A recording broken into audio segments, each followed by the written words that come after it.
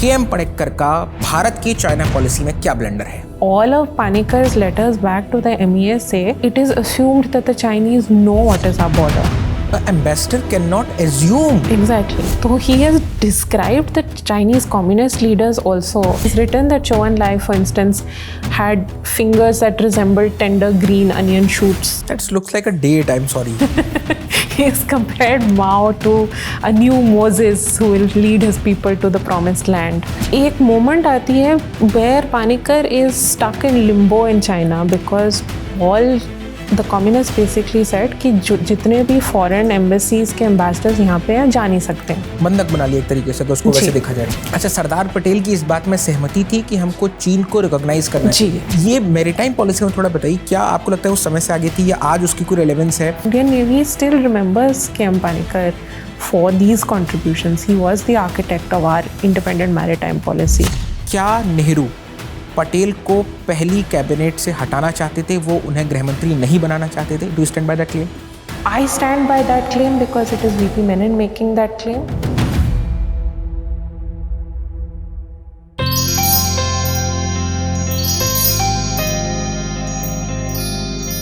इतिहास स्याह और सफ़ेद के कई बार ठीक ठीक बीच में भी होता है, लेकिन स्याह और सफ़ेद भी होता है। मसलन किताबवाला में हम आज जिस शख्स के बारे में बात करने जा रहे हैं, उस पर यह आरोप लगते हैं कि चीन को लेकर के सबसे बड़ी ब्लंडरस पॉलिसी बनाने में उनका हाथ था, क्योंकि वो चीन में एम्बेसडर थे। वहीं दूसरा पक्ष भी है जो कहता है कि इंडिया की जो मैरीटाइम पॉलिसी है उसके वो आर्किटेक्ट थे। नेहरू इंडस वैली सिविलाइजेशन पर अपना क्लेम बहुत मजबूती से रख पाए, उसके पीछे उनका बड़ा हाथ था। शख्स का नाम है के.एम. पनिक्कर। हम 7-8 बरस की उम्र में भविष्य के बारे में जितनी चीज़ों के बारे में सोचते हैं वो सब इन्होंने अपने जीते जी। मसलन ये एक कॉन्स्टिट्यूशन लॉयर थे, एक एकेडमिक थे, एक हिस्टोरियन थे, एक फॉरेन पॉलिसी मैंड्रीन थे, एक जर्नलिस्ट थे, एक डिप्लोमेट थे, एक एडमिनिस्ट्रेटर थे, एक पोएट थे, नोवेलिस्ट थे। मतलब आप जितनी चीज़ों के बारे में सोचते हैं वो सब इन्होंने करके छोड़ दी थी। वो एक बहुत डायलॉग से चलता है ना, वैसी ही बातें थी इनकी। लेकिन आज हम के.एम. पनिक्कर के बारे में सिर्फ उनके जीवन से जुड़ी हुई बातों की बात नहीं करेंगे, हम उस दौर के पूरे कॉन्टेक्स्ट को समझने की कोशिश करेंगे। इसके अलावा बात इस बात पर भी होगी, क्या 1947 की पहली कैबिनेट में नेहरू नहीं चाहते थे कि पटेल को गृहमंत्री के रूप में कैबिनेट में शामिल किया जाए? ये 5 बरस पुराना क्लेम है, लेकिन बात आज इस पर भी होगी। नमस्ते, मेरा नाम है दीपक, आप देख रहे हैं किताबवाला, किताब जिसका शीर्षक है a man for all seasons, the life of KM. Panicker. इसे लिखा है नारायणी बासु जी ने। वो पेशे से हिस्टोरियन है, उससे पहले फॉरेन पॉलिसी एनालिस्ट रह चुकी हैं। ये उनकी 5 बरस में आई तीसरी किताब है।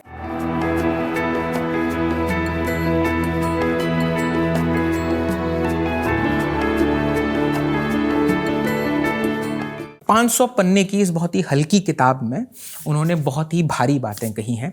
ये आप किताब देख सकते हैं, इसमें 150 पन्ने के नोट्स हैं। उसमें उन्होंने के.एम. पनिक्कर की चीन में जब उनका दौर रहा है, या वो जब वो कैरो जाते हैं, या नेहरू को लेकर के उनकी जो पॉलिसीज़ हैं, कैसे वो अपनी हिंदुज़म की सोच को लेकर के आगे बढ़ते हैं, उस सब पर बात की है। एक ऐसे व्यक्ति के बारे में जिसने भारत के इतिहास में बहुत महत्वपूर्ण योगदान निभाया, क्योंकि वो पटियाला में, बीकानेर में, सारसी में जो स्टेट ऑर्गेनाइजेशन कमीशन बना था, कॉन्स्टिट्यूंट असेंबली में, उन सब में उनका बड़ा एक योगदान था। वहाँ पर एक बहुत प्रोमिनेंट पोजीशन में थे।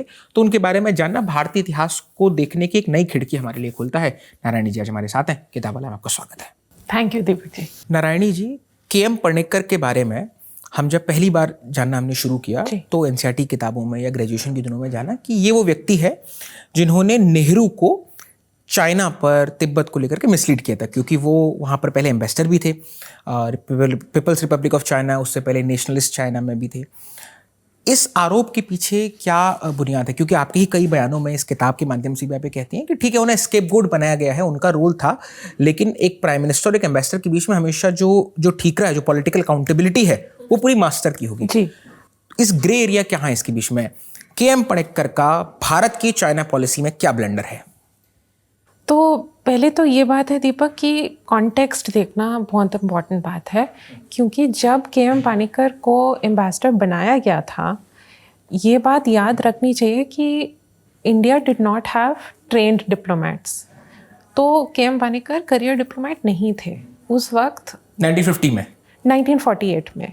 1948 में जब उनको जाना था China, India did not have trend diplomats.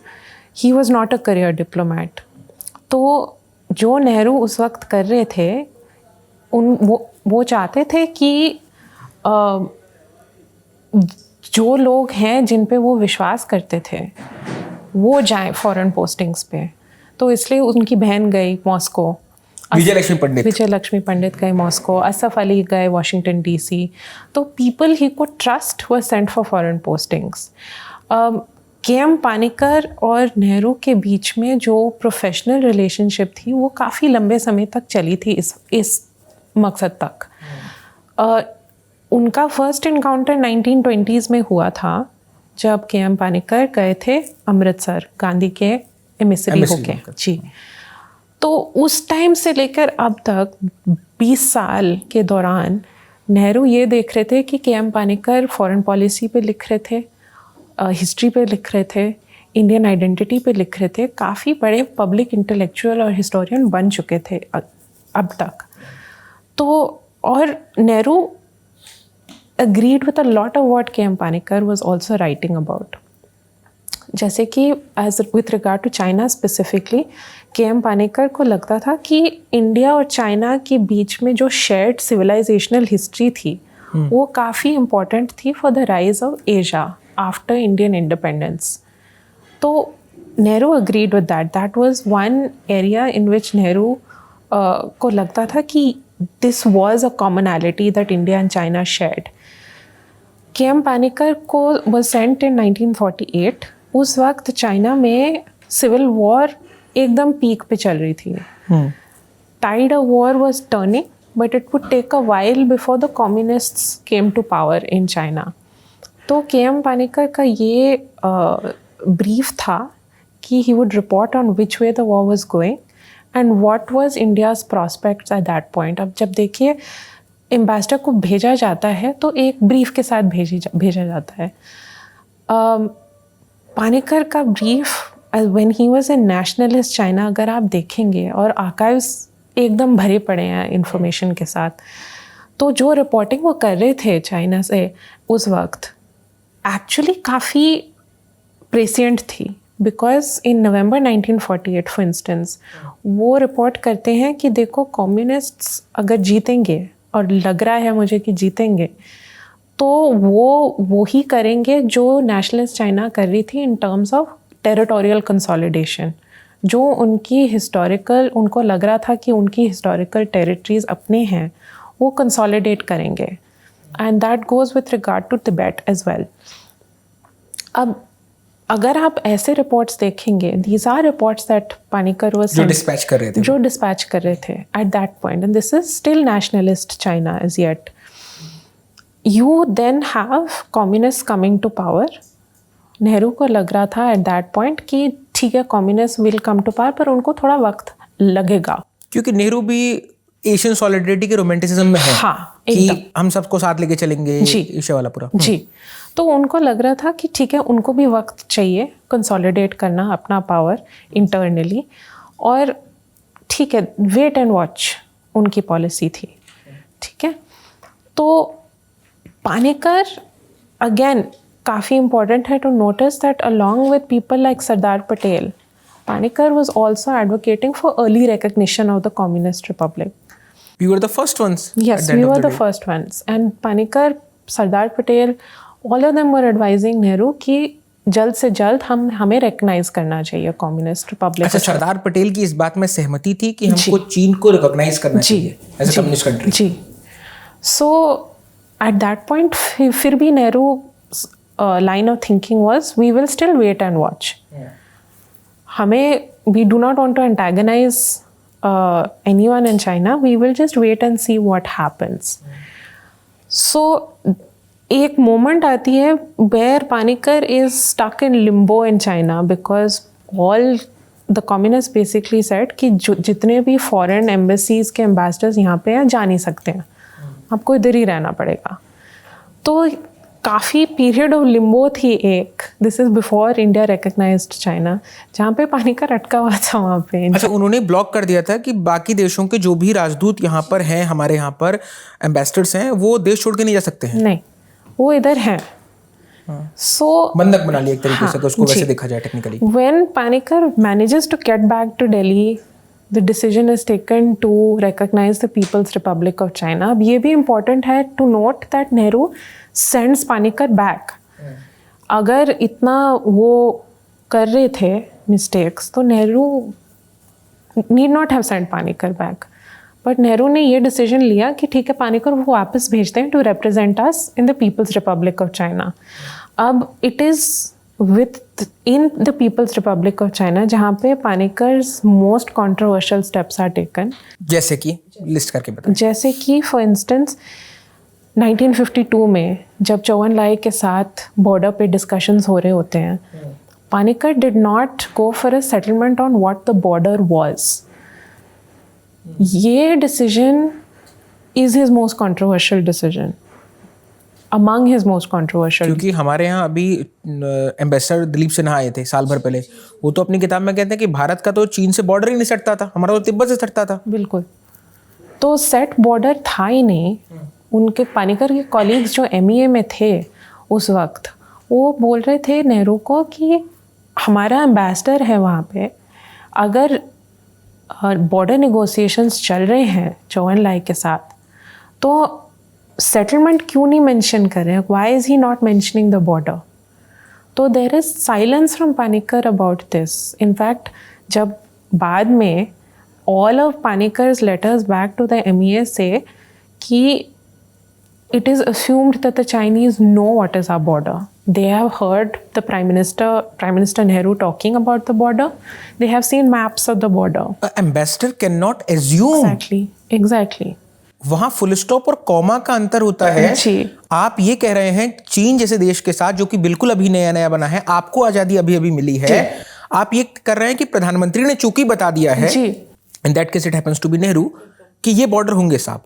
और चैप्टर 48 जो तिब्बत वाला है आपकी किताब में, उसमें आपने लिखा है, सरदार पटेल, कोट कर रहा हूं मैं आपको, Sardar Patel was disturbed by Panikkar's readiness to echo Chinese assurance to him. Panikkar's dispatches sounded less like the voice of an Indian envoy than that of a Chinese advocate. बिल्कुल। क्या मतलब चीनियों ने कैसा उनके साथ व्यवहार किया था, मतलब क्या बहुत खुश रख लिया था क्या, मतलब एक व्यक्ति की समझ थोड़ा जानना चाह रहा हूँ कि। तो बेसिकली अगर आप देखें Panikkar's first days People's Republic of China में, he was getting first meetings with Mao, with Zhou Enlai before anyone else.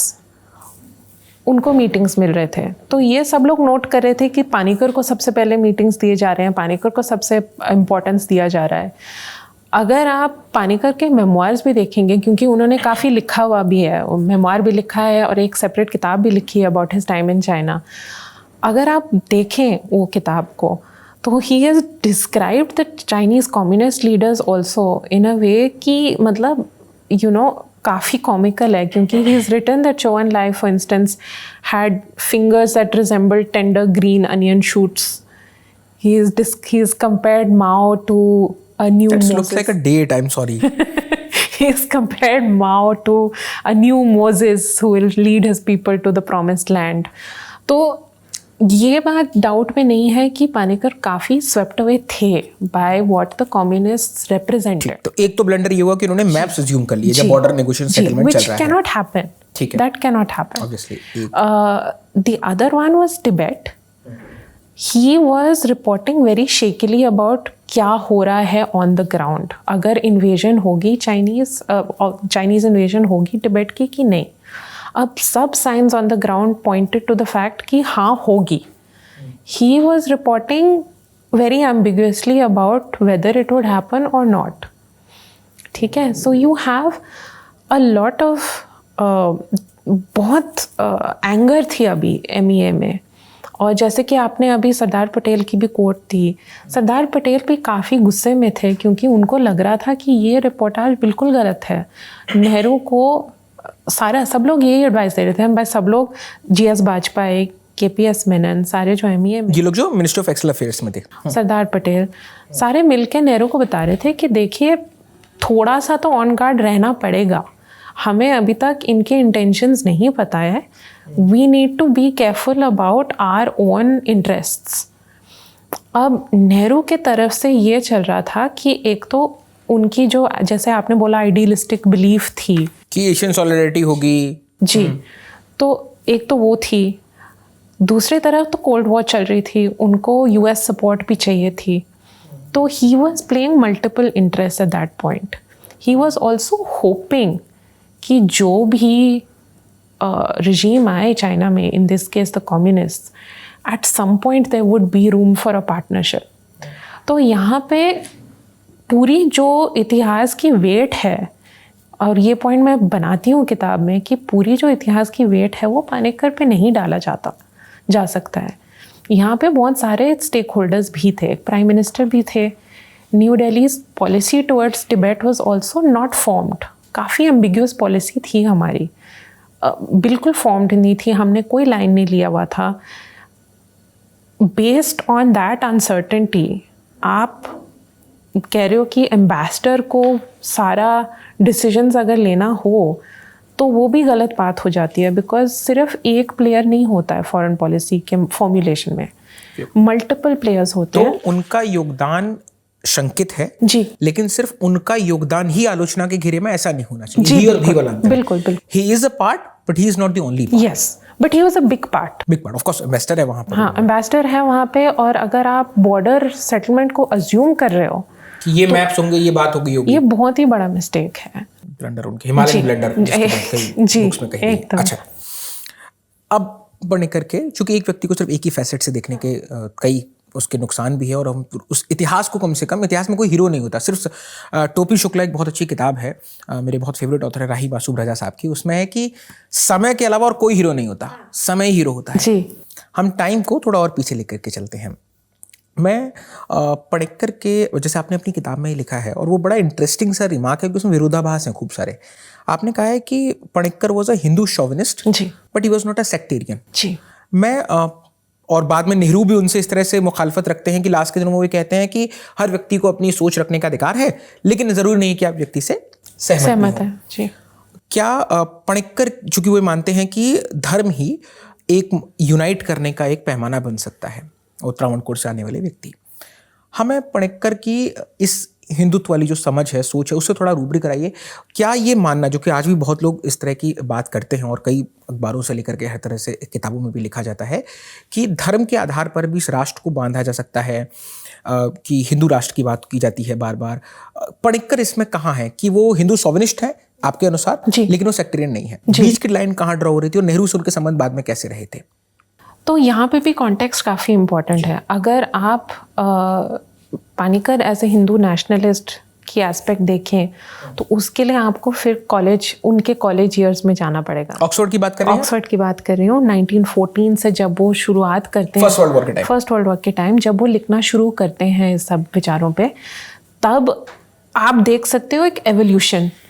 और ये वाली जो एस्पेक्ट है वो एक्चुअली काफ़ी कांस्टेंट रहती है. जब वो कहते हैं कि Indian nationalism is grounded in Hinduism, वो एक कांस्टेंट रहती है in all of his writings. At the time 20th century के अर्ली ईयर्स में जब वो लिख रहे थे, जब वो कॉलेज में थे, और ये उनकी सबसे रॉ राइटिंग्स है, क्योंकि आप देख सकते हो एक एसेंशियली टीनेजर लिख रहा है, फर्स्ट ईयर स्टूडेंट लिख रहा है, सेकेंड ईयर स्टूडेंट लिख रहा है. काफ़ी एंगर थी उनकी अर्ली आर्टिकल्स में. और वो कह रहे हैं कि इंडियन नेशनलिज्म की जो ग्राउंडिंग है वो हिंदुइज्म में है. हिंदुइज्म ही एक क्रक्स है which unites the whole of this country. But उनकी एक phrase है, he says Hinduism has a generous vagueness which includes all castes, communities, religions, languages. ये सबसे important बात है उनके लिए. He maintains this throughout his writings कि जो भी हमारे heart of our nationalism है, वो you cannot ignore the fact that India is diverse, India has a lot of plurality.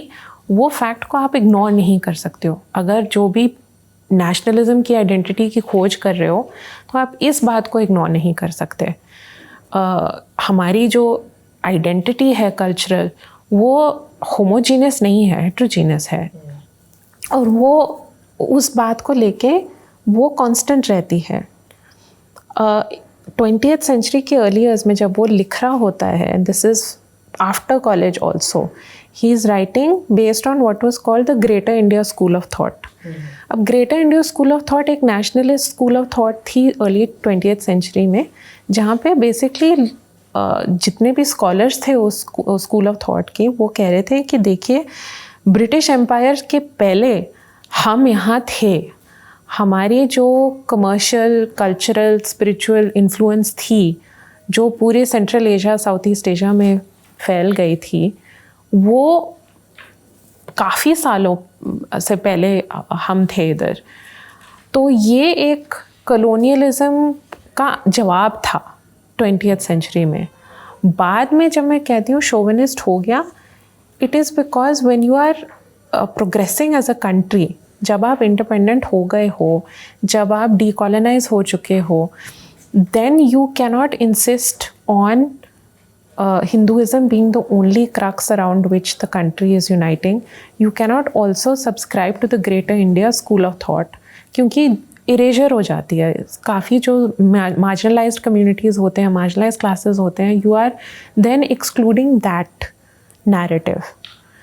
तो जहाँ तक मैंने सारे जितने राइटिंग्स पढ़े हैं पानिक्कर के, ये एक आर्क है जो कांस्टेंट रहती है, जो बाद में शोविनिस्ट और प्रॉब्लमैटिक ज़रूर हो जाती है। जहाँ पे फॉर इंस्टेंस 1950s में एक फ्रेंच जर्नलिस्ट नेहरू से पूछते हैं कि देखिए आपका एक एम्बेसडर है जो ऐसे बातें लिख रहा है, ऐसे विचार कर रहा है, आपका क्या कहना है। अब ये नेहरू के लिए काफ़ी एम्बैरेसिंग हो जाती है। India is independent, India is looking to project itself as a diverse, stable country, partition के आफ्टरमैथ में, इंडिपेंडेंस के आफ्टरमैथ में। तो वो जैसे आपने अभी मेंशन किया था, वो कहते हैं उनको कि देखो बहुत लोगों के बहुत विचार होते हैं, इसका ये मतलब नहीं है कि हम सहमत हैं। और to say that Hinduism is the only thing that is binding this country together is incorrect, वो बोल देते हैं। क्योंकि उस टाइम, और ये थोड़ा डाइवर्जन है इस टॉपिक पे, पर ये मेरे लिए काफ़ी अच्छी एग्जांपल थी ऑफ हाउ नेहरू और पानिक्कर के बीच में डिसएग्रीमेंट्स भी होते थे, पर इंगेजमेंट भी होती थी उन डिफरेंसेस पे। वो डिस्कोर्स हमेशा ओपन रहती थी। हाँ, वो तो उस दौर का ट्रेडमार्क रहा एकदम है ना, कि आप असहमत हो सकते हैं, मुंडे मुंडे मते भिन्ना। बिल्कुल। कुछ एक विचार हैं जिन पर कोई डिसएग्रीमेंट नहीं हो सकता है, पर कुछ एक विचारों पर बहस हो सकती है, बहस तलब है। जी। एक थीम आपकी किताब में, 800 पन्नों की किताब में रन हो रही थी कि हर बार पानिक्कर पर इस बात का आरोप लगा, इस बात पर उनकी बहुत अच्छे से उनको पूछा गया है कि वो स्केप्टिसिज्म से नहीं भरे हुए हैं। जैसे जी। यूरोप में उनकी मुसोलिनी से मुलाकात हुई। जी जी जी। आपकी किताब में स्टॉर्म वार्निंग चैप्टर 23 में आपने लिखा कि Panikkar was granted an audience with Mussolini who spoke at length on Rome civilisation mission. The Duce found in Panikkar a curious listener if not an admirer. और उसके बाद अगले ही चैप्टर में जब मैं पहुंचा था मिडिल ग्राउंड में, तो वहां पर यह था कि to some it was the intelligence of an scholar, to other the naivety of a diplomat. Panikkar क्या मतलब जितना मैं उनकी आपकी किताब से समझ पाया, मुसोलिनी को क्यों स्केप्टिज्म से भरे हुए नहीं थे, जबकि वो फासिज्म के क्या खतरे हैं, वो बहुत वेल रेड व्यक्ति हैं, फासिज्म से कितना नुकसान पहुंच रहा है इस बात को सब जानते हैं। आज तक इस बात पर आलोचना हो रही है कि क्यों उन्होंने मुसोलिनी, जब वो ऑडियंस ले रहे हैं उनको सुनना अलग बात है, पर क्यों उन्होंने बहुत क्रूर भाषा में उनकी आलोचना नहीं किया। कैसी मुलाकात थी मुसोलिनी के साथ उनकी, और क्या प्रभाव पड़ा पानिक्कर का आगे आने वाले दिनों में उस मुलाकात से? तो उन्होंने ज़्यादा डिटेल्स में नहीं गए हैं कि क्या कॉन्वर्सेशन हुई, कैसे हुई, पर वो सेंस मिलती है उनके मेमोयर में कि उनकी एक अवेयरनेस थी कि ये एक काफ़ी हिस्टोरिक मोमेंट है, एक हिस्टोरिक पर्सनालिटी के सामने खड़े हुए हैं। और रेट्रोस्पेक्ट में अगर देखा जाए, क्योंकि इनकी मेमोयर जो लिखी गई थी वो भी 1955 में लिखी थी, तो ऐसे नहीं था कि उनको नहीं पता था कि मुसोलिनी आखिर में क्या कर गए, फैसिज्म आखिर में क्या था और क्या कितने लोग मरे गए उसके दौरान में। तो वो थोड़ा मतलब जब उस मटेरियल को देख रहे होते हो तो काफ़ी डिफ़िकल्ट होता है टू कॉन्टेक्चुअलाइज इट, बिकॉज ये भी नहीं था कि वो स्पर ऑफ द मोमेंट में लिख रहे थे, ये मेमोयर भी काफ़ी सालों बाद लिखी गई थी। तो थोड़ी सी कॉन्टेक्चुलाइज करने में थोड़ी सी दिक्कत तो हुई, पर ये बात है कि वो सेल्फ अवेयरनेस जो थी पानिक्कर की, कि वो रिकग्निशन कि ये मोमेंट जो है, ये पर्सनालिटी जो है, इसके सामने जब मैं खड़ा हूँ, then I am in the presence of somebody who is going to make history, for better or for worse. वो awareness मिलती है उनके मेमोir के पन्नों में, तो वो ओवरवेल्म्ड भी नहीं था. इट वॉज बिकॉज 1930s में अगर आप देखें, एंड दिस इज़ 1930s में जब वो मसोलिनी से मिले थे, जब वो जर्मनी भी गए थे, तो फैसिज्म उस वक्त नहीं था जो वो बनने वाला था 40s में, लेट 1930s 40s में. उस वक्त राइज हो रहा था. पर जो भी दिखा रहे थे पानिकर को, जब यदि वो इटली जाएं या जर्मनी, वो प्रोपेगेंडा के रोल में दिखाया गया था कि everything is fine. What is difficult to understand is जब वो मेमोयर में लिख रहे हैं कि yes I had a good conversation with Mussolini. अच्छा, तब तो आप उसके खतरों की तरफ बताते, अगर ठीक है उस वक्त आप कैरिड अवे हो रहे थे तो समझा. तो तब मुझे लगा कि ठीक है, ये थोड़ा डिफ़िकल्ट टू रिकनसाइल है, क्योंकि इतने सालों बाद अगर आप मेमोयर लिख रहे हो और फिर भी आपको आप भूल रहे हो कि ये क्या था और क्या किया फैसिस्ट्स ने. तो that part as a historian थोड़ा, and as a person sitting in 2025 and you are reading that, तो थोड़ा टेकन अबैक. हाँ, ठीक है. एक चीज़ और जाननी है, आपने 784 पन्नों की, 800 पन्नों की किताब लिखी है. 150 पन्नों के रेफरेंसेस नोट्स चैप्टर वाइज हो तो अलग ही कहानी जी. है. मैं ये समझना चाहता हूँ कि के.एन. पडिक्कर के बारे में जानने में आपकी दिलचस्पी कैसे बढ़ी, क्यों आपने इस पर किताब लिखने के बारे में सोचा? चैम्बर ऑफ प्रिंसेस वाली कुछ बात है क्या? ये किताब तभी पनप गई थी जब आप 2020 में वीपी मेनन पर लिख रही थी? के.एन. पडिक्कर की कहानी में ऐसा क्या है कि आज की जनता को, आज की युवाओं को उनके बारे में जानना चाहिए? 5-10 बुलेट पॉइंट में अगर आप उनके पूरे करियर का हमें ग्राफ दे सकें तो. ये तो एकदम करना ही इम्पॉसिबल बात है कभी कभी, क्योंकि मैं पॉलिसी एनालिस्ट रही थी पहले, हिस्टोरियन बनने से पहले. ये तो काफ़ी साल पहले की बात है. और उस दौरान में, जैसे आपने बोला, कॉलेज टेक्स्ट बुक्स वगैरह में देखने को मिलता है कि पानिकर हमारा सबसे कंट्रोवर्शियल एम्बेसडर थे चाइना में. तो उस रोल में मैं पानिकर को जानती थी. मैंने थोड़ा बहुत उनके राइटिंग्स, जैसे उनके मेमोयर इन चाइना, वो सब पढ़ रखी थी. मुझे लगा था कि यही था उनका रोल. अब हिस्ट्री का और हिस्टोरियन का यही अच्छाई या फ़ायदा पता नहीं, पर you get to encounter different personalities in different roles. तो जब मैं वीपी मेनन की किताब पे रिसर्च कर रही थी, तब मैंने इनकाउंटर किया पानिकर को चेंबर ऑफ प्रिंसेस में. फिर वहाँ से मेरी क्यूरियोसिटी जाग उठी. चैम्बर ऑफ प्रिंसेस के बारे में दर्शकों को हम बता दें कि मॉन्टेग्यू चेम्सफोर्ड रिफॉर्म्स आए थे अर्ली 1910s के बाद वाला जो डिकेड आता है उसमें, और उसके बाद ये बना था पूरा, जिसमें अलग अलग प्रिंसली स्टेट्स ने अपने मेंबर्स नॉमिनेट किए थे. जी.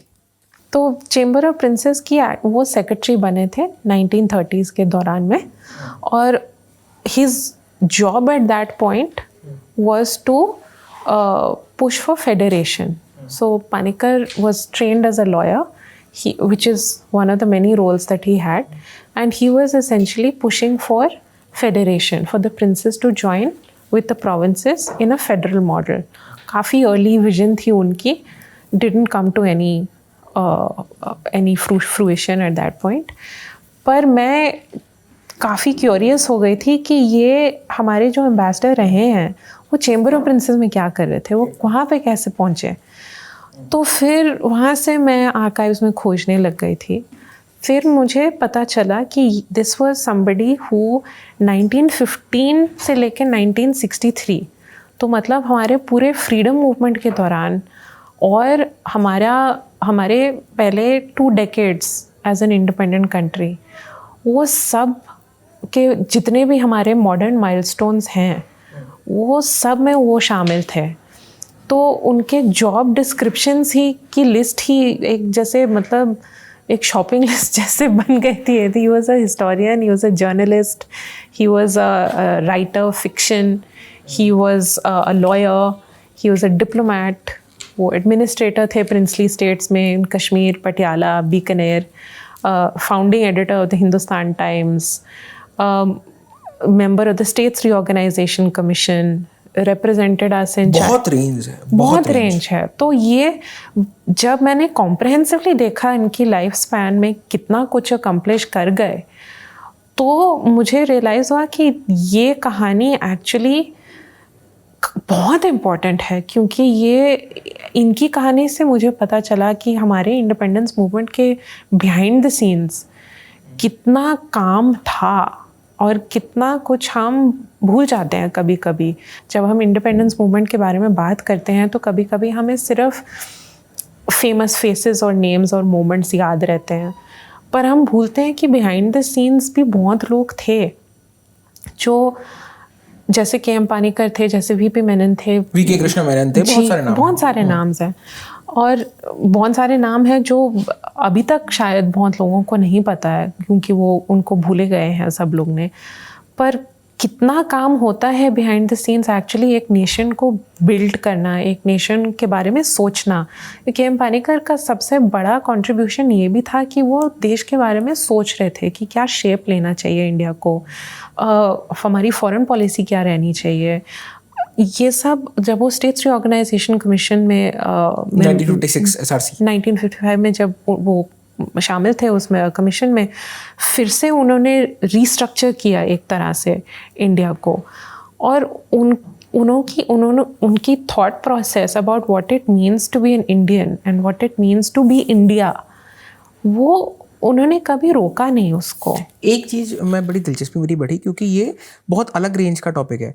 मैं कुछ दिन पहले आज से इंडियन एक्सप्रेस में एक आर्टिकल पढ़ रहा था, एडमिरल अरुण प्रकाश जी, जो कि इंडियन नेवी के बड़े टॉप पोस्ट पर रहे थे।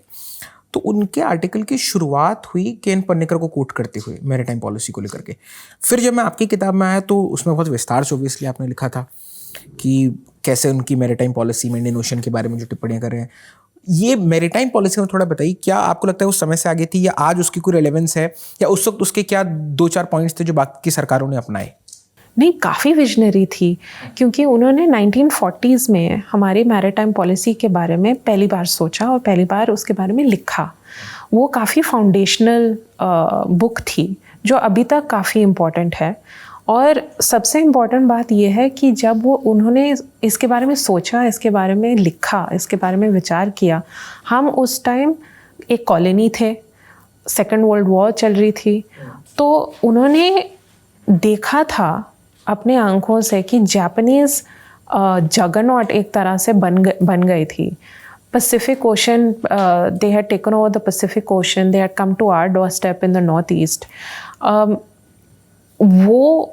उसका जो लेसन पानीकर के लिए था वो था कि हमें भी अपने बारे में सोचना चाहिए, हमें भी अपने maritime power, naval power, air power, वो सब को देखना चाहिए, वो सब के बारे में हमें सोचना चाहिए। उनकी ये सोच थी कि हिस्टोरिकली और जियोग्राफिकली हमारे पास जो एडवांटेजेस हैं of the big peninsular coast we have, of the Himalayas as a barrier, natural barrier, वो सब को strengthen करना चाहिए, हमें build करना चाहिए bases in the Indian Ocean. He named them also, Singapore, Sri Lanka, Yemen. आपके भीतर का foreign policy analysis क्यों कर बाहर आ रहा है। और उन्होंने ये भी बोला कि एक तरह की एक regional order भी होना चाहिए Indian Ocean में, which has important countries like Great Britain, South Africa, Australia in important positions.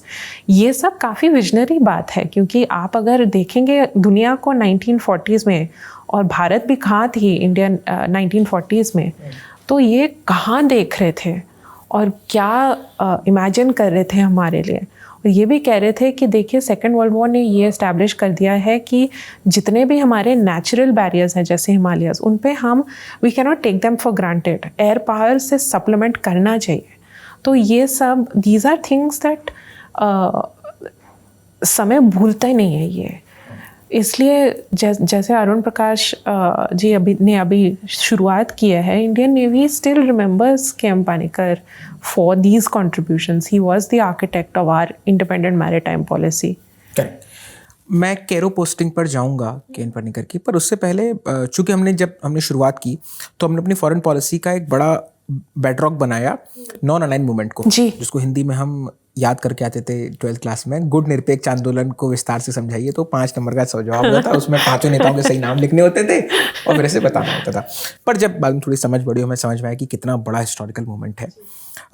क्या कोरियन वॉर को first experiment of non align movement कहा जा सकता है कि साहब आपके पास अगर मिलिट्री पावर नहीं है तो जो मोरल अथॉरिटी है आपकी, कि आपको माना जा रहा है कि आप ही शांति करवा सकते हैं, वो आपको जो आपकी मिलिट्री पावर है उसको मोरल अथॉरिटी आपकी सब्स्टिट्यूट कर देगी। केन पनिकर और Korean war, how did it turn out? I think that is the right way to put it, because उस टाइम पे we were already beginning to present ourselves as emissaries of peace. It was a very शांति के दूत हैं। बिल्कुल। तो ये जो अगेन वेरी नेहरूवियन कि सॉलिडारिटी होनी चाहिए, पीस होनी चाहिए, we cannot, the region cannot afford a war, and if India can play a role in mediating और आर्बिट्रेटिंग। थोड़ा सा कोरियन वॉर के बारे में भी दर्शकों को 2 मिनट में बता दीजिए कि क्या कॉन्टेक्स्ट था, ताकि उनको थोड़ा स्पष्ट हो जाए। तो बेसिकली 1950 में पानिकर ने ये वार्निंग दी कि the Chinese forces were going to cross river Yalu in Korea, the 30th parallel. तो that would have, and it did trigger a war between China and the United States, Britain, etc., who all had interest in the region. तो Korean war काफ़ी big war हुई थी हमारी इस region में, जहाँ पे Panikkar played a very important role in mediating and negotiating the successful, he wasn't there to conclude the talks, वो उससे पहले ट्रांसफ़र हो गए थे। Krishna Menon then continued the talks there, but the शुरुआत जो हुई थी टॉक्स की, वो वहाँ पे काफ़ी फंडामेंटल रोल प्ले की थी उन्होंने। तो उसमें भारत का कैसे योगदान रहा पानिकर साहब का? सो बेसिकली वहाँ पे जैसे कि मैं बोल रही थी, it was basically for Panikkar to establish the fact that there needs to be peace in the region, we cannot afford to have a war, and if we can broker an agreement at this juncture, then it would be best. ठीक, हमने इस किताब पर, पानिकर साहब पर खूब बात की। चूँकि मैंने आपके बारे में आज से ठीक 5 बरस पहले आपकी पहली किताब के दौरान ही जाना था। किताब का टाइटल था VP Menon the unsung architect of modern India 2020 में, और इस किताब ने जो चर्चा की थी वो अब तक लोगों के जहन में होगी। मैं उसी पर थोड़ा बात शुरू कर लेता हूँ, क्योंकि हमने इस पर नेहरू पर पटेल पर लंबी बात की है। 12 फरवरी 2020 भारत के विदेश मंत्री एस जयशंकर साहब ने आपकी किताब लॉन्च की जी, और उन्होंने लिखा ट्विटर पर, learned from the book that Nehru did not want Patel in the cabinet in 1947 and omitted him from the initial cabinet list. Clearly a subject for much debate. यानी कि डॉक्टर एस जयशंकर आपकी किताब के आधार पर ये दावा पेश कर रहे हैं कि नेहरू ने 1947 की जो पहली कैबिनेट बनी है आज़ाद भारत की, उसमें जो इनिशियल कैबिनेट लिस्ट है जिसमें पटेल साहब को गृह मंत्रालय दिया गया, उसमें से उन्होंने लिस्ट में से नाम हटा दिया था। यानी कि नेहरू नहीं चाहते थे कि पटेल उस कैबिनेट में शामिल हो जिसमें वो प्रधानमंत्री हैं। चूंकि अब एक क्लेम है तो उसके ऊपर जवाब भी आएंगे, काउंटर क्लेम भी आएंगे।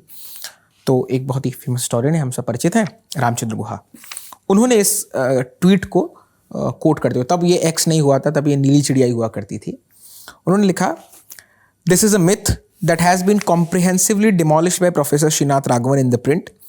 Besides promoting fake news about and false narratives between the builders of modern India, is not the job of the foreign minister. He should leave this to BJP ICT cell. वो उनके अपने political comment रहा। इससे हट करके हम सिर्फ तथ्य पर आते हैं। क्या नेहरू पटेल को पहली कैबिनेट से हटाना चाहते थे, वो उन्हें गृह मंत्री नहीं बनाना चाहते थे? Do you stand by that claim? और इसका आधार क्या है?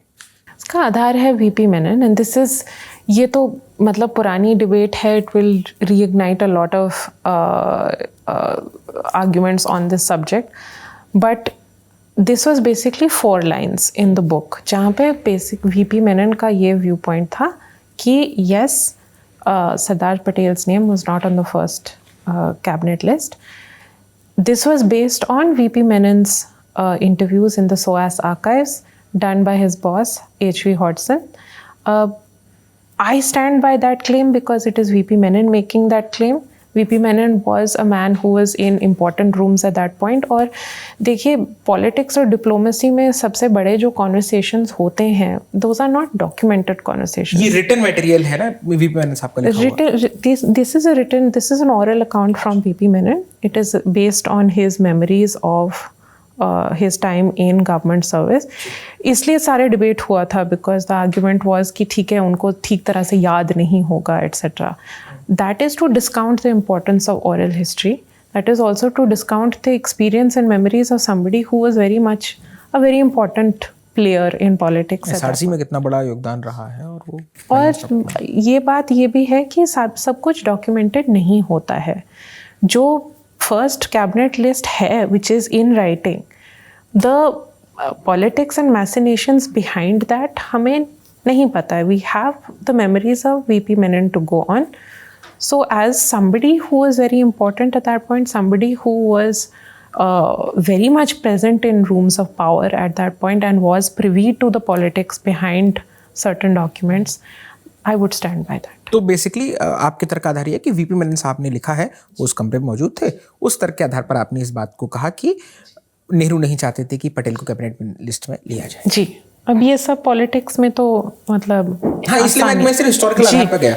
राजनीति के लिए तो वो पन्ने रंग दिए जाएंगे अलग से. हमारा मकसद यही था कि इस डिबेट पर, क्योंकि अब काफ़ी समय बीत चुका है और जब आप रेट्रोस्पेक्टिव देखते हो तो चीज़ थोड़ा सा एक बर्ड आई व्यू के साथ बहुत साफ दिखती है. तो हमारा यही था कि पर्पस उसके पूरे तर्क के आधार पर थोड़ा और बात कर ली जाए. मैं वापस पणिक्कर पर लौटता हूँ इस बातचीत के आखिरी सवाल के तौर पर. आज की तारीख में अगर कोई व्यक्ति KM पणिक्कर के बारे में समझे, उसको याद करे, तो क्या लिगेसी होगी KM पणिक्कर की? एक व्यक्ति जिसने चीन को लेकर के हिमालयन ब्लंडर्स किए, एक व्यक्ति जिसने भारत की मैरीटाइम पॉलिसी बनाई, एक व्यक्ति जिसने अपनी डिबेट्स के माध्यम से भारत के एक बहुत बड़े डिस्कोर्स को, उसको सोच को उन्होंने एक शेप दी, जो कितनी सारी हेड्स में रहे हैं. कॉन्स्टिट्यूशन लॉयर की हो सकती है, डिप्लोमेट की हो सकती है, ऑथर की हो सकती है, जिन्होंने मलयाली कविताओं के बहुत अच्छे सुंदर अनुवाद किए, उन्होंने ग्रीस की कविताओं का अनुवाद किए, जो नोवेलिस्ट भी थे. आज की डेट में KM पणिक्कर की लेगेसी क्या है? उनकी लेगेसी मेरे हिसाब से उनकी माइंड है, बिकॉज उनका सबसे important contribution was how he thought about the country. One of the most important contributions was how he thought about the country. वो उनकी ambitions क्या थी इस देश के लिए as an independent country. The fact कि उनकी सोच कभी रुकती नहीं थी. He was always searching for what it means to be Indian, what it means to be India at a particular point. It's also important, I think, context हमेशा याद रखनी चाहिए. KM पणिक्कर्स की जितनी भी अकम्पलिशमेंट्स हैं उन सब की एक कॉन्टेक्स्ट. नहीं, इससे मैं बिल्कुल सहमत हूँ.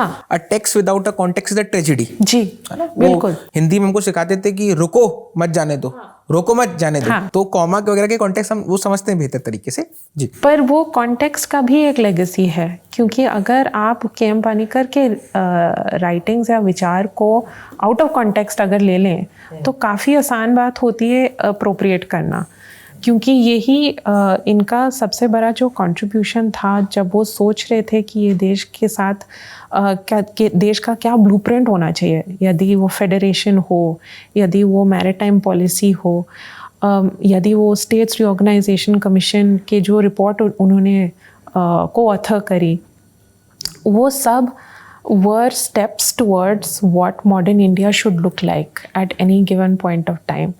तो वो सबसे इम्पोर्टेंट लेगेसी है. मॉडर्न इंडिया की एक बहुत बड़ी लेगेसी रही है और बहुत ही ट्रेजिक लेगेसी रही है पार्टीशन. जी, बिल्कुल. आपकी किताब से, क्योंकि मेरी बड़ी दिलचस्पी रहती है पार्टीशन की डिबेट जाने में, क्योंकि मैं कभी हिस्ट्री का स्टूडेंट नहीं रहा, तो हम तो शेखर बंदोपाध्याय को, बिपिन चंद्रा को, सुमित सरकार को, इन्हीं की किताबों से पढ़ करके उस बहस मुबाहिसे से थोड़ा मुब्तला होते हैं कि कैसी बहस हो रही थी, कौन तर्क कर रहा था, क्योंकि उसके अभी भी ब्लेम गेम ढूंढे जा रहे हैं. आपकी किताब लिखती है कि 40 के दशक की शुरुआत में, 1941 में KM पणिक्कर साहब ने इस बात को तस्दीक कर ली थी, इस बात की कि पार्टीशन होने जा रहा है, पाकिस्तान इज अ रियलिटी. हिंडसाइट में, चूंकि अभी पार्टीशन को आने में अभी तो 1942 का क्विट इंडिया मूवमेंट बचा है, अभी वर्ल्ड वॉर ख़त्म होना बचा है, अभी ब्रिटेन में सरकार हारनी बची है और अभी 2 बरस के बाद पार्टीशन आना बचा है, 42, 45, 47। 1941 में ये बात के.एम. पनिकर साहब ने किन आधार पर तय सोच ली थी, या उनका क्या जजमेंट था कि पार्टीशन होकर रहेगा, कि जो बात आखिरी के दिनों तक गांधी या नेहरू या पटेल साहब और बाकी लोग कोशिश करते रहे, चाहे वो शिमला एग्रीमेंट में देखें या बाद के दिनों में भी देखें, लॉर्ड माउंटबेटन से बहस हो रही है लगातार कि नहीं पार्टीशन नहीं हो सकता, ऑप्शन ही नहीं है ये वाला, मौलाना आजाद को आगे किया जा रहा है, क्या था, कैसे जज कर पाए वो? यहाँ पे भी कॉन्टेक्स्ट इम्पॉर्टेंट है, क्योंकि जब उन्होंने 1941 में सईद महमूद को लेटर लिखी और बोली, ये सईद महमूद साहब कौन थे? उनके दोस्त थे अलीगढ़ मुस्लिम यूनिवर्सिटी में, जब के.एम. पानीकर पढ़ा रहे थे वहाँ पे, सईद महमूद उनके। ये जब उन्होंने हिंदुस्तान टाइम्स का प्रोजेक्ट लिया है उससे पहले की बात है? उससे पहले की बात है। जब उन्होंने वो लेटर लिखी, उन्होंने बोला कि we should forswear the dream we had of a united India, and he said I am consider myself to be a Pakistanist. वो कमेंट बहुत फ्रस्ट्रेशन और डिसल्यूजनमेंट में किया था, because that comment came on the heels of the destroyal of federation. 1930s में जो भी उनकी कोशिश जारी थी to make sure that federation was a reality, और उनको उस टाइम लग रहा था कि ठीक है, अगर if he can make the chamber of princes and the princely states agree to the fact कि ठीक है, फेडरेशन ही हमारा बेस्ट ऑप्शन है, that is the only way for a united India. उसका वो फेलियर लेके KM. Panikkar never recovered from that failure. उनके लिए काफ़ी पर्सनल फेलियर थी, क्योंकि उन्होंने बहुत इंपॉर्टेंट रोल प्ले की थी, उन्होंने रिप्रेजेंट करके। तो वो जो कमेंट उन्होंने किया था, वो पार्टीशन नहीं चाहते थे, पर वो इतने डिसल्यूजन्ड हो गए थे कि अगर आप 1941 भी देखें, 1943 में फिर से वो कहते हैं चैटम हाउस में, जब वो एक लेक्चर देने गए थे, क्लोज डोर मीटिंग थी वो, वहाँ पे फिर से उन्होंने बोला कि चैटम हाउस की क्या रेलेवेंस है? चैटम हाउस की रेलेवेंस ये है कि बाय 1943 वो डोमेस्टिकली वो बीकानेर को सर्व कर रहे थे यहाँ पे, पर उस टाइम वो ऑल्सो फॉरेन पॉलिसी में काफ़ी इन्वॉल्व हो चुके थे। फॉरेन पॉलिसी माने in comparison to 2025 I would say like a think tank, essentially policy analyst, policy mandarin type हो गए थे। तो वो अभी पॉलिसी ब्रीफ्स लिख रहे थे on what post colonial India's foreign policy should be. इसी वक्त उन्होंने वो मैरीटाइम पॉलिसी का ट्रैक्ट भी लिखा था, तो उस टाइम काफ़ी इन्वॉल्व हो गए थे। 43 की बात है जी। मैं माफ़ी चाहूँगा, मैं आपको इसलिए बार बार एक किसी भी ऐसे अननोन शब्द पर टोक रहा हूँ, क्योंकि कैमरे के उस पार जो मेरे दोस्त हैं वो गूगल करें, उससे बेहतर है कि वो इसी इंटरव्यू से उन सारी सूचनाओं से वाकिफ हों जो भी हम बात कर रहे हैं। ये ऐसा ना लगे कि 2 लोग नोट्स शेयर कर रहे हैं। ऑब्वियसली मैं तो आपकी किताब से पढ़ते रही, आपने लिखी है, लेकिन ताकि सब कोई क्लैरिटी से स्पष्ट तौर पर जाए, इसलिए जी बताएं। 1943 में वो फॉरेन पॉलिसी के साथ काफ़ी इन्वॉल्व हो गए थे। तभी भी वो इंटरनेशनल ऑडियंसेस को भी बोल रहे थे कि देखिए, मेरे हिसाब से तो यही लग रहा है मुझे कि पाकिस्तान एक रियलिटी होगी। और जब माउंटबेटन आता है, हमारे लास्ट वाइसरॉय जब आते हैं 1947, उनकी जो ऑफिशियल्स आते हैं, उनके पर्सनल सेक्रेटेरिएट जो लेके आते हैं, तो वो एलन कैम्पबेल जॉनसन जो माउंटबेटन के प्रेस अटैचे थे, वो एलन कैम्पबेल जॉनसन से भी कहते हैं कि मेरे हिसाब से तो ऐसा लगता है कि हिंदुस्तान एक एलिफेंट है, Pakistan is it's 2 ears and India can live without the 2 ears। तो उस टाइम जो ये फ्रस्ट्रेशन काफ़ी एविडेंट है इन पानीकर। वो कभी नहीं चाहते थे कि ये एक डिवीज़न हो जाए, कभी नहीं चाहते थे कि पार्टीशन हो जाए, पर उनको जितना डिसल्यूजनमेंट लग रहा था कि एक तरफ से तो प्रिंसेस ने मना कर दिया था फेडरेशन, सेकेंड वर्ल्ड वॉर हो गई थी, federation was put in cold storage, Muslim League की जो फ्रस्ट्रेशंस थी कि Muslims need a safeguard in this country, वो सब की जो जॉइंट फ्रस्ट्रेशन थी, that translated into Panikkar constantly saying कि देखिए, मेरे हिसाब से तो मुझे लग रहा है कि Pakistan is a reality. India can never be a strong country unless there is partition. ठीक। जब ये बात कह रहे थे वो चैटम हाउस में कह रहे थे, या बाद में उनके जब वो प्रेस अटैचे से बात करते हैं वाली, इस बात को लेकर के गांधी या उस टाइम की जो लीडरशिप है उनके साथ किस तरह का डिस्कशन था? क्योंकि आपकी किताब से मैंने जाना कि जब गांधी उनको एज एन एमिसरी भेज रहे हैं अमृतसर में, है ना, तो गांधी से उनकी कभी मुठभेड़ हुई वैचारिक तौर पर इस बात में लेकर के, किसी और राजनेता से आपको याद हो कि बहुत ही तल्खियां हो गई थी, जैसे नेहरू से हुई उनकी हिंदूवादी, जो आप बता रहे थे कि हिंदुज्म की सोच को लेकर के उनकी तल्खियां होती, अलग अलग डिसएग्रीमेंट थे, और किसी पॉलिटिकल लीडरशिप से उस दौर के, क्योंकि वो सबके संग वॉक कर रहे हैं, लिख रहे हैं, केएम पानीकर? तो गांधी के जो जब इनिसरी बन के गए थे अमृतसर में, और ये था to resolve the Akali issue, उस टाइम बहुत अलग कॉन्वर्सेशन थी, बिकॉज दिस वाज 1924।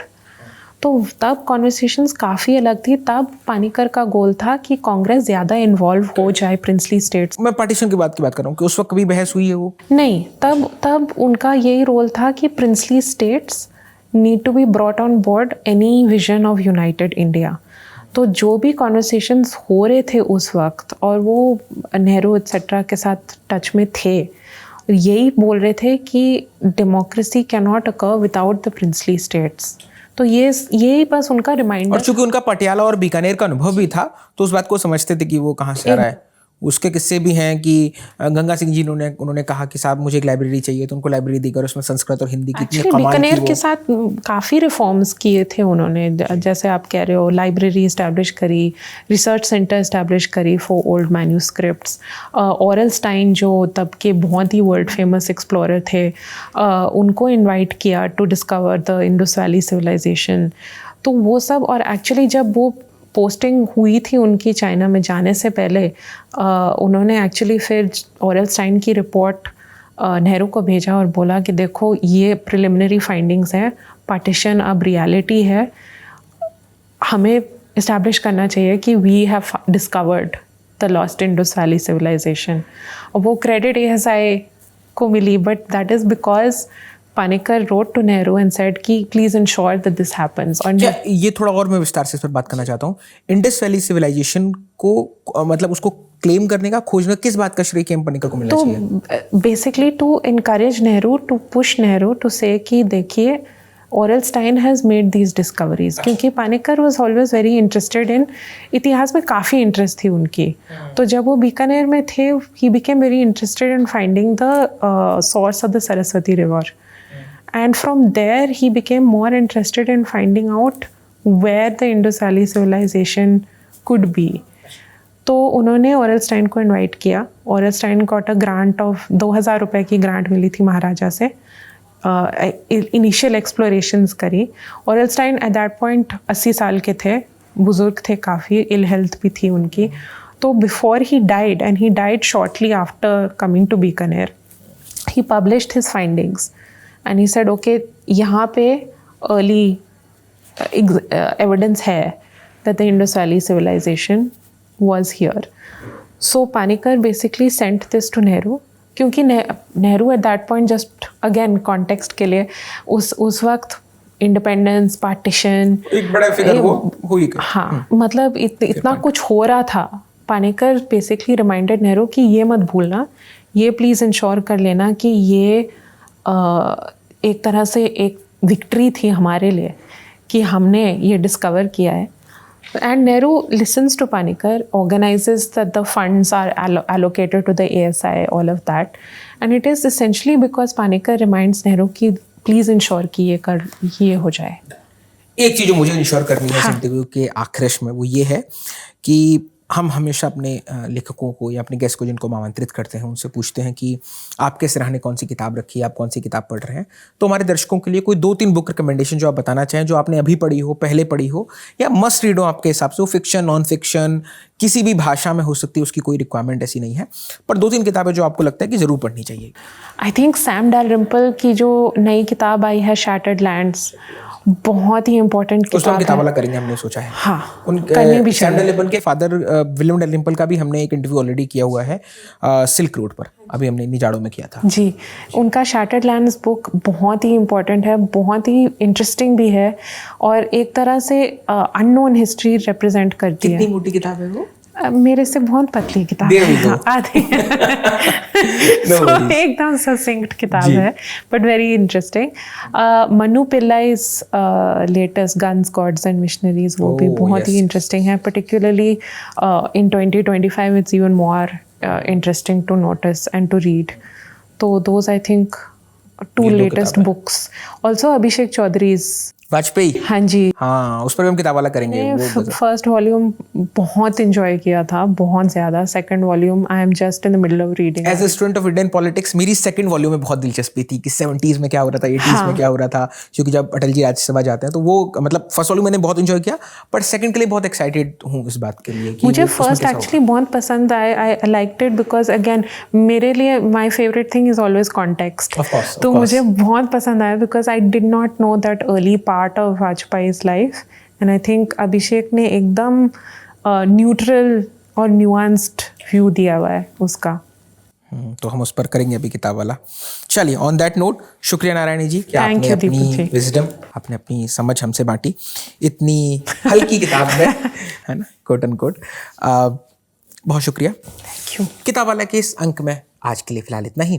इसके अलावा आप कौन सी किताबें पढ़ रहे हैं, इस बातचीत में जो कुछ सिरे हमने खोले हैं उसका मकसद यही था कि आप मलाई वाली इस रोटी से चटनी वाली रोटी तक पहुंच सकें, यानी कि कुछ जो किस्से आपको अच्छे लगे उसके बाद आप पूरी किताब उठाएं और फिर सिरे से, नए सिरे से पढ़ना शुरू करें। शुरू से सिरे तक पढ़ें, ज़रूरी इसलिए भी है ताकि आप, अगेन जो बात बार बार नारायणी जी ने कही कि कंटेक्चुअलाइज हो सके, संदर्भ से किसी चीज़ को जान सकें। किताबों का सिलसिला यूं ही चलता रहेगा। कैमरे के पीछे थे राशिद और विजय, मेरा नाम है दीपक। Thank you.